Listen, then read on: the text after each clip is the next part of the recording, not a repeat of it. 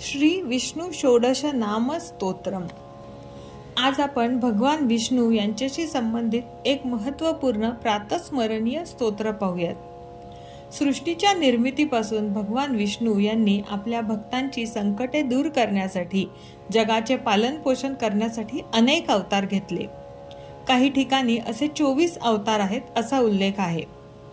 यापैकी त्रेतायुगामध्ये घेतलेला श्रीराम हा एक महत्त्वपूर्ण अवतार आहे। श्रीरामाचे केवळ नामस्मरण केल्याने भक्तांचे कष्ट मुक्त होतात असे त्याचे महात्म्य आहे। याशिवाय धार्मिक मान्यतेनुसार 24 अवतारांपैकी 16 अवतार असे आहेत, काही विशिष्ट परिस्थितींमध्ये त्या अवताराचे नामस्मरण करण्याचे विशेष महत्त्व आहे, त्याने विशेष लाभ प्राप्त होतात। विष्णू षोडश नाम स्तोत्र या स्तोत्रामध्ये हीच नावे आणि कोणत्या वेळी ही नावे घ्यावीत हे सांगितलेले आहेत। चला पाहूयात विष्णू षोडश नाम स्तोत्र। औषधे चिंतयेद विष्णुं भोजने च जनार्दनं शयने पद्मनाभं च विवाहे च प्रजापतिं युद्धे चक्रधरं देवं प्रवासे च त्रिविक्रमं नारायणं तनुत्यागे श्रीधरं प्रियसंगमे दुःस्वप्ने स्मर गोविंदं संकटे मधुसूदनं कानने नारसिंहं च पावके जलशायिनं जलमध्ये वराहं च पर्वते रघुनंदनं गमने वामनं चैव सर्वकार्येषु माधवं षोडश एतानि नामानि प्रातरुत्थाय यः पठेत् सर्व पाप विनिर्मुक्तो विष्णुलोके महीयते। इति विष्णू षोडश नाम स्तोत्रम संपूर्णम। या स्तोत्राचा मराठीतून अर्थ समजून घेऊयात। औषधे चिंतयेद विष्णुं भोजने च जनार्दनं शयने पद्मनाभं च विवाहे च प्रजापतिं।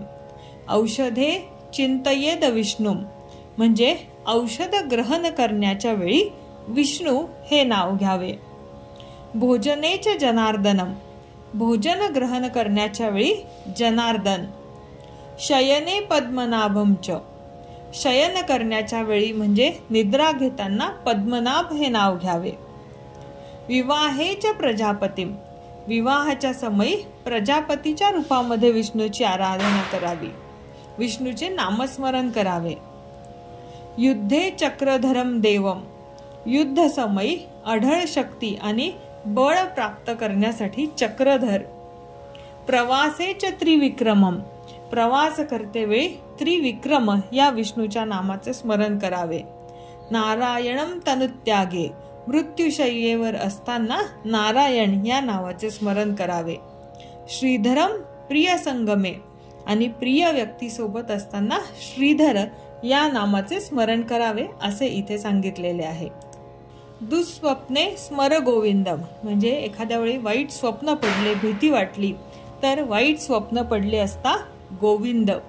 संकटे मधुसूदनम संकट समयी मधुसूदन। कानने नारसिंहं च एखाद्या वेळी जंगलामध्ये वास्तव्य असल्यास किंवा जंगलातून प्रवास करताना, जंगलातून जाताना नरसिंह। पावके जलशायिनम पावक पावक म्हणजे अग्नी, आग लागली असता जलशयन या नावाचे स्मरण करावे। जलमध्ये वराहं च पाण्यामध्ये असताना वराह अवताराचे स्मरण करावे। पर्वते रघुनंदनम पर्वतांमध्ये हरवल्यास पर्वतांमध्ये असताना रघुनंदन नामाचे स्मरण करावे। गमने वामनं चैव प्रवास सुरू करत असताना, चालत असताना वामनाचे स्मरण करावे।